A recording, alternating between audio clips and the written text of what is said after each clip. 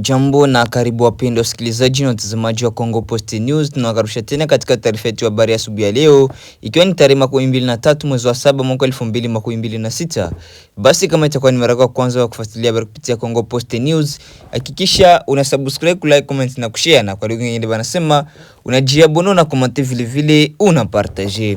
Tunawakaribisha katika taarifa yetu ya habari ya asubuhi ya leo, ambapo tunakuletea matukio mbalimbali kutoka mashariki mwa Jamhuri ya Kidemokrasia ya Kongo, hususan habari za vita vinavyoendelea mashariki mwa DRC kati ya baadhi ya waasi wakipambana jeshi la serikali ya Jamhuri ya Kidemokrasia ya Kongo inayoungwa mkono na wanamgambo kujitolea wanaojulikana kama Wazalendo. Na kwa mwisho wa habari tutakuunga moja kwa moja na habari za kimataifa ili upate kujua nini kinachoendelea pembe zote za dunia. Karibu katika taarifa yetu ya habari ya asubuhi. Karibu. Tuende na habari kutoka mkoani Kivu Kusini, ambako mapigano makali yameripotiwa kuanzia Jumatatu tarehe 12 mwezi wa 7 mwaka 2026 katika eneo la mlima ya juu ya Fizi mkoani Kivu Kusini, mashariki mwa Jamhuri ya Kidemokrasia ya Kongo. Mapigano hayo yalihusisha jeshi la serikali ya FARDC likisaidiwa na wanamgambo wanaojitolea wanaojulikana kama Wazalendo dhidi ya wapiganaji au waasi wa Twirwaneho wanaoshirikiana na muungano wa M23.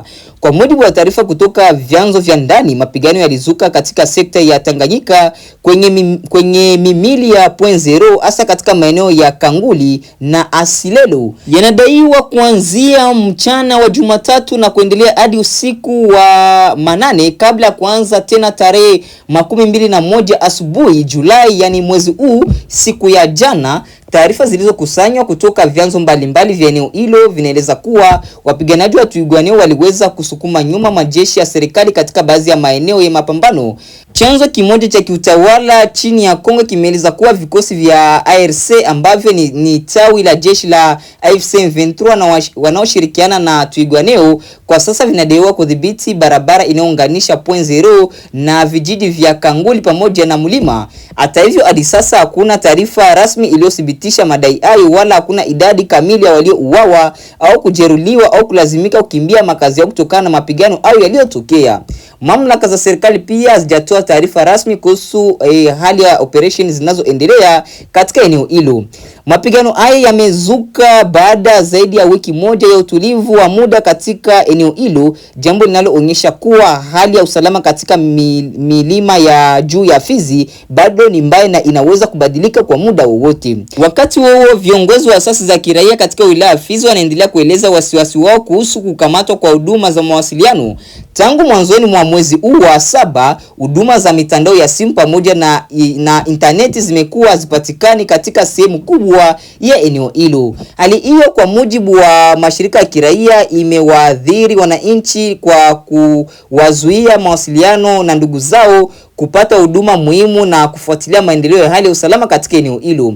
Wakazi wa eneo hilo wanaendelea kutoa wito kwa pande zote zinazohusika katika mzozo huo kuheshimu maisha ya raia na kutafuta suluhisho la amani litakalomaliza mapigano yanayoendelea kwa muda mrefu katika eneo hilo la mashariki mwa Jamhuri ya Kidemokrasia ya Kongo. Hiyo ndio ilikuwa ripoti yetu ya habari, na tutaendelea kufuatilia kwa karibu maendeleo ya mapigano katika eneo la Fizi na tutakuletea taarifa kadri zinavyoendelea kupatikana. Tuende na habari kutoka mashariki mwa Jamhuri ya Kidemokrasia ya Kongo, ambako muungano wa M23 umetangaza kukamilika kwa mafunzo ya makomando wapya 9318, yani 9318 wa ARC tawi la jeshi la AFC M23.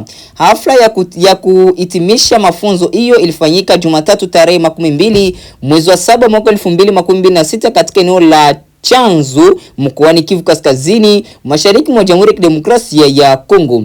Kwa mujibu wa taarifa iliyotolewa na AFC M23, askari au wapya wamepita miezi kadhaa ya mafunzo makali ya kijeshi yaliyolenga kuandaa kwa majukumu mbalimbali ya ulinzi na operation ya kivita. Kundi hilo linaeleza kuwa hatua hiyo ni sehemu ya mkakati wake wa kuongeza uwezo wa kijeshi na kuimarisha utendaji wa vikosi vyake. AFC M23 inasema kuhitimu kwa idadi hiyo kubwa ya makomando ni hatua muhimu katika kujenga jeshi lenye uwezo mkubwa zaidi ya kutekeleza operation zake katika maeneo yaliyo chini ya ushawishi wake. Tangazo hili linakuja wakati mashariki mwa Jamhuri ya Kidemokrasia ya Kongo bado inakabiliwa na hali ya mvutano wa kiusalama, huku kukiwa na juhudi mbalimbali za kisiasa na za kidiplomasia zinazolenga kurejesha amani katika eneo hilo. Kwa miezi hivi karibuni kumekuwa na mazungumzo ya kutafuta suluhu ya mzozo huu, lakini pia kumeshuhudiwa kuendelea kwa maandalizi na kuimarishwa kwa vikosi vya kila upande au vya upande husika. Wachambuzi wa masuala ya usalama wanaona kuwa ongezeko la wanajeshi waliofunzwa inaweza kuwa na athari katika mwenendo wa hali ya usalama huko mashariki mwa Jamhuri ya Kidemokrasia ya Kongo, hasa ikiwa juhudi za kisiasa hazitazaa matokeo ya kudumu. Hata hivyo, mustakabali wa hali hiyo utategemea maendeleo ya mazungumzo ya amani pamoja na maamuzi yatakayochukuliwa na pande zote zinazohusika katika mzozo huo unaoendelea mashariki mwa Jamhuri ya Kidemokrasia ya Kongo. Kwa sasa hakuna taarifa huru iliyothibitisha idadi hiyo ya wanajeshi waliomaliza mafunzo, na mamlaka ya serikali ya Jamhuri ya Kidemokrasia ya Kongo bado hajatoa tamko rasmi kuhusu tangazo hilo la M23. Hiyo ndio ilikuwa ripoti yetu, na tutaendelea kufuatilia kwa karibu maendeleo ya hali ya usalama na juhudi za kurejesha amani mashariki mwa Jamhuri ya Kidemokrasia ya Kongo. Tuendelee na habari kutoka DRC ambako mawakili wa General Christian Chiwewe aliyekuwa mkuu wa wanajeshi wa FARDC wamewasilisha ombi lao la kutaka mteja wao apewe uhuru wa muda wa dhamana. Ikiwa ombi hilo halitakubaliwa, wameiomba mahakama iamuru afungiwe nyumbani akiwa chini ya uangalizi maalum. Kwa sasa General Chiwewe anashikiliwa katika gereza la kijeshi la Ndolo mjini Kinshasa. Hata hivyo, mawakili wake wanaeleza kuwa gereza hilo alifai kwa mtu aliyewahi kushika nafasi juu kabisa katika jeshi la taifa ya DRC. Kwa mujibu wa utetezi wao, General Chiwewe anafahamu siri nyingi za ulinzi na usalama wa taifa kutokana na majukumu aliyowahi kuyatekeleza akiwa mkuu wa wanajeshi wa Jamhuri ya Kidemokrasia ya Kongo FARDC. Wanasema taarifa hizo ni nyeti na zinahitaji kulindwa kwa kiwango cha juu, hivyo anaamini kuwa kuendelea kumweka katika gereza la kawaida la kijeshi kunaweza kuleta hatari kwa usalama wa taarifa hizo. Mawakili hao wanaongeza kuwa hadhi yake kama kiongozi wa dhamani wa jeshi inapaswa kuzingatiwa na mahakama, ndio maana wanapendekeza apewe masharti maalum ya kuzuiliwa, ili ikiwemo kifungo cha nyumbani chini ya uangalizi wa vyombo vya usalama. Hadi sasa mamlaka za serikali wala mahakama haijatoa uamuzi kuhusu ombi hilo. Inasubiriwa kuona iwapo mahakama itakubali ombi la kuachiliwa kwa dhamana au itaamua kuhamishia katika kifungo cha nyumbani au itaendelea kumshikilia katika gereza ya Ndolo. Kesi hiyo imevutia hisia za wananchi na wachambuzi wa masuala ya usalama nchini Jamhuri ya Kidemokrasia ya Kongo, hasa kutokana na nafasi kubwa aliyowahi kushika Generali Christian Chiwewe ndani ya jeshi la taifa yani ya FARDC. Wengi wanasubiri kuona jinsi mfumo wa haki utakavyoshughulikia swala hili kwa kuzingatia sheria pamoja na maslahi ya usalama wa taifa. Hiyo ndio ilikuwa ripoti yetu, na tutaendelea kufuatilia maendeleo ya kesi hii na tutakuletea taarifa zaidi pindi uamuzi wa mahakama utakavyotolewa. Asante kwa kuendelea kuwa nasi, na tuendelee na taarifa ya habari. Tuendelee na habari kutoka huko mjini Lubumbashi katika eneo la Okatanga ambako wakazi wa mtaa wa Golfe Maisha uliopo katika manispa au commune annex mjini Lubumbashi nchini Jamhuri ya Kidemokrasia ya Kongo wamefanikiwa kuwakamata watu watatu wanaodaiwa kuhusika na tukio la ujambazi lililotokea siku ya Jumanne tarehe 21 mwezi wa 7 mwaka 2026. Kwa mujibu wa taarifa za awali, kundi la watu wanaoshukiwa kuwa majambazi lilivamia nyumba moja iliyoko karibu na kituo cha Muyeji. Inadaiwa kuwa walivunja milango na madirisha kwa nguvu kabla ya kuingia ndani ya nyumba hiyo, ambako walifanikiwa kuondoka na kiasi cha fedha kinachokadiriwa kufikia dola za Marekani 900 za Marekani, au kwa Kifaransa tunaita $900,000. Hata hivyo, kelele zilizotokana na uvamizi huo ziliwashtua wakazi wa eneo hilo ambao walijitokeza kwa haraka kutoa msaada. Kupitia ushirikiano wao waliweza kuwakamata watuhumiwa watatu, huku washiriki wengine wa kundi hilo wakifanikiwa kutoroka kabla vikosi vya usalama kufika eneo la tukio. Baada ya kukamatwa kwa watuhumiwa hao, walikabidhiwa kwa vyombo vya dola ili kufanyiwa uchunguzi na kuhakikisha hatua za kisheria zinafanyika. Wakati huo mamlaka zinaendelea na msako mkali ya kuwatafuta washukiwa wengine waliotoroka kwa lengo la kulivunja kabisa kundi hilo. Kwa mujibu wa vyanzo vya usalama, kundi hilo lilishakiwa kuhusika na matukio mengine kadhaa ya uhalifu yaliyowahi kuripotiwa katika jiji la Lubumbashi. Uchunguzi unaendelea ili kubaini kiwango cha ushiriki wa kila mshukiwa na iwapo wanahusishwa na matukio mengine ya ujambazi. Tukio hili linaonyesha kuwa changamoto za ukosefu wa usalama bado ipo katika baadhi ya maeneo ya Lubumbashi. Pia limeonya umuhimu wa ushirikiano kati ya wananchi na vyombo vya ulinzi na usalama katika mapambano na uhalifu ndani ya mji wa Lubumbashi. Mamlaka zimewataka wananchi kuendelea kutoa taarifa za watu au vitendo vinavyotia shaka, huku akiahidi kuimarisha doria na hatua nyingine za kiusalama ili kulinda maisha na mali za raia. Hiyo ndio ilikuwa ripoti yetu, na tutaendelea kufuatilia maendeleo na uchunguzi na msako dhidi ya washakiwa waliotoroka, na tutakuletea taarifa kadri zinavyoendelea kupatikana. Tuendelee na kutoka mashariki mwa DRC ambako baada ya wiki kadhaa za mapigano makali katika maeneo ya Walikali na Masisi mkoani Kivu Kaskazini, hali ya utulivu wa muda imeanza kushuhudiwa kwenye baadhi ya maeneo ya mstari wa mbele. Hata hivyo, vyanzo vya usalama vinaonya kuwa utulivu huo bado ni wa tahadhari, huku pande zinazokabiliana zikiendelea kujipanga upya na kuimarisha nafasi zao za kijeshi. Kwa mujibu wa taarifa za hivi karibuni, mapigano ya mwisho katika eneo la Kisimba wilayani Walikali yaliripotiwa tarehe 7 mwezi wa 7 katika jiji la Minjenje. Inadaiwa kuwa wapiganaji wa M23 walijaribu kurejesha udhibiti wa eneo hilo, lakini walizuiliwa na jeshi la serikali ya Jamhuri ya Kidemokrasia ya Kongo FARDC, ambao wanashirikiana na wanamgambo wa kujitolea wanaojulikana kama Wazalendo. Tangu wakati huo eneo hilo limeendelea kuwa katika hali ya utulivu wa muda. Katika wilaya jirani ya Masisi, mapigano ya mwisho litokea tarehe 12 na tarehe 13 mwezi wa 7 katika maeneo ya Nkingwe na Malemo. Baada ya mapigano hayo, vikosi vya FARDC na Wazalendo vilijiondoa kutoka maeneo hayo kama sehemu ya kujipanga upya, hali iliyoacha utulivu wa muda lakini pia kuibua hofu ya kurejea kwa mapigano. Licha ya ukimya wa silaha katika baadhi ya maeneo, taarifa kutoka kwa wakazi na vyanzo vya usalama vinaeleza kuwa pande zote zinaendelea kuongeza wanajeshi na vifaa vya kijeshi kwenye mstari mbele, hususan katika mimili ya Kashebere, Kibati na maeneo yanayounganisha Walikale na Masisi. Hali hiyo inaongeza hofu kuwa mapigano yanaweza kutokea tena wakati wowote. Wananchi wanaoishi karibu na maeneo ya mapigano wanaendelea kuwa na wasiwasi mkubwa. Wengi wao wamekimbia makazi yao katika wiki zilizopita, huku wengine wakisubiri kuona kama hali ya usalama itaimarika kabla ya kurejea manyumbani. Mashirika ya kibinadamu yanaendelea kufuatilia kwa karibu maendeleo ya hali hiyo kutokana na athari zake kwa raia. Kwa sasa, ingawa milio ya risasi imepungua katika baadhi ya maeneo ya Walikali na Masisi, hali ya usalama bado ni mbaya. Wachambuzi wanaonya kuwa bila hatua madhubuti za kisiasa na kidiplomasia, utulivu huu wa muda unaweza kuvunjika na mapigano makali yakarejea. Hiyo ilikuwa ripoti ya habari kuhusu hali ya usalama katika maeneo ya Walikali na Masisi mkoani Kivu Kaskazini, ambako utulivu wa muda unashuhudiwa huku pande zote zinazohusika zikiendelea kujipanga upya ili waanzishe tena mapambano. Baada ya kusikiliza matangazo yetu ya habari kutoka sehemu mbalimbali mashariki mwa Jamhuri ya Kidemokrasia ya Kongo, mpendwa msikilizaji na mtazamaji, basi acha nikuingie moja kwa moja katika taarifa yetu ya habari ya kimataifa ili upate kujua nini kinachoendelea pembe zote za dunia. Karibu. Moja kwa moja, jeshi la Marekani limeendelea na mfululizo wa mashambulizi dhidi ya miundombinu ya kijeshi nchini Iran, likisema operesheni hizo zinalenga kudhoofisha uwezo wa Tehran kuzuia usafiri wa meli za kibiashara katika mlango bahari wa Hormuz.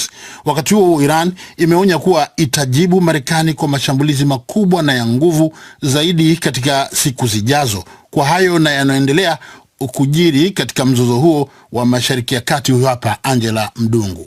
Marekani imefanya mashambulizi mapya dhidi ya Iran mapema Jumatano, muda mfupi baada ya Rais Donald Trump kuonya kuwa bado hajamaliza vita na taifa hilo na kwamba itaichukua Tehran miongo miwili kufidia athari za mashambulizi hayo.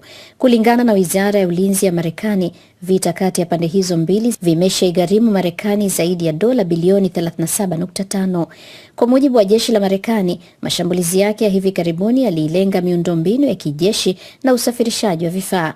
Vyombo vya habari vya serikali ya Iran vimesema kuwa mashambulizi yameripotiwa katika maeneo mbalimbali ya nchi hiyo, ikiwemo Bushehr ambako kuna mtambo unaozalisha umeme kwa kutumia nishati ya nyuklia. Mashambulizi ya Marekani yamefanyika saa kadhaa baada ya jeshi la Iran kutangaza Jumanne kuwa lilifanya mashambulizi mapya ya kulipiza kisasi kwa kutumia makombora na droni dhidi ya kambi, mali na miundombinu ya Marekani katika mataifa ya Bahrain, Kuwait na Jordan. Wakati mashambulizi haya yakiendelea, waziri wa mambo ya nje wa Marekani Marco Rubio amesema bado Marekani inayo nia ya kuendelea na mazungumzo ya kumaliza kumaliza mzozo wa Iran, lakini Tehran haina dhamira ya dhati katika mazungumzo hayo.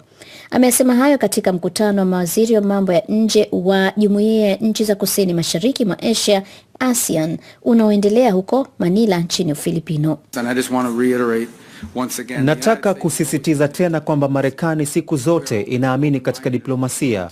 Tuko tayari kusikiliza mawazo tofauti na kushiriki mazungumzo ya kutafuta amani ili kumaliza tofauti zilizopo. Huo ndio msimamo wetu hata katika suala la Iran.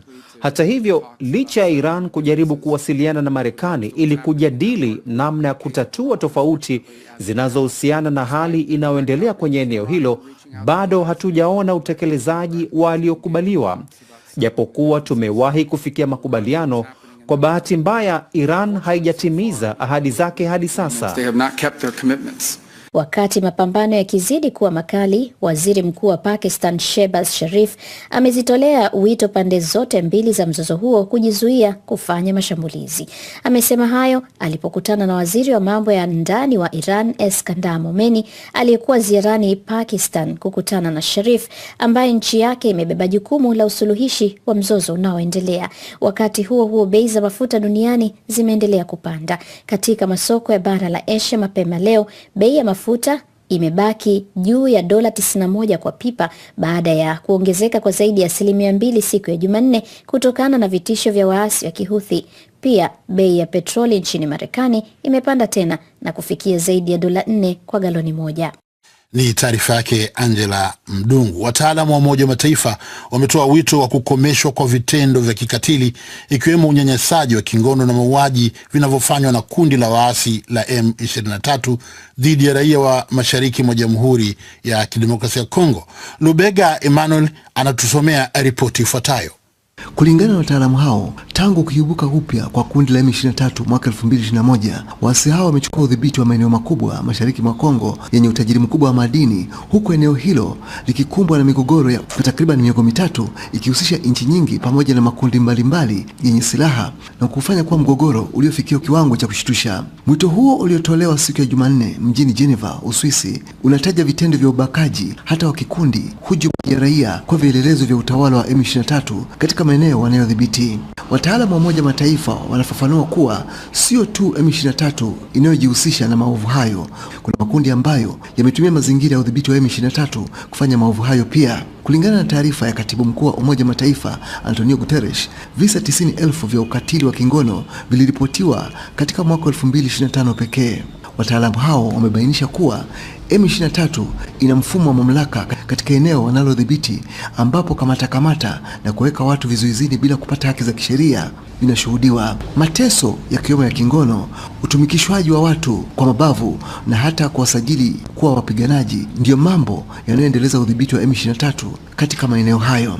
Raia wameripoti kuhusu mienendo ya wenzao kutoweka, makazi yao kuchoma moto na pia watu kusingiziwa makosa wasiyojua. Inadaiwa kuwa waliokamatwa huzuiliwa katika mahabusu bila kupewa chakula, maji wala matibabu, huku waliofungwa wakisimulia kupigwa kila wakati, hali ambayo imesababisha baadhi yao kufariki dunia. Mara nyingi watu hao hawaachiwi huru bila jamaa zao kulipa kiasi fulani cha pesa.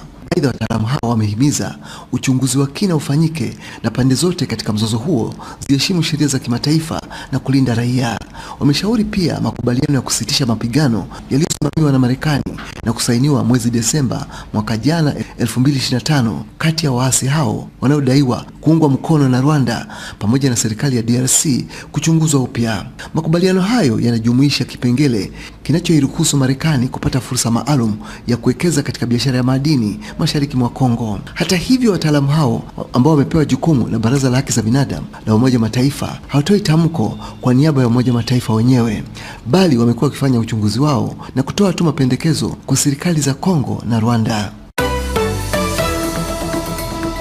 DW tunavuma kwa kishindo. Msikilizaji, zaidi ya raia 160,000 wameondoka nchini Afrika Kusini katika kipindi cha zaidi ya miezi miwili, huku makundi ya wenyeji wa Afrika Kusini yakizidi kuandama wahamiaji wasiokuwa na vibali. Saumu wa Simba anaarifu zaidi katika taarifa hii.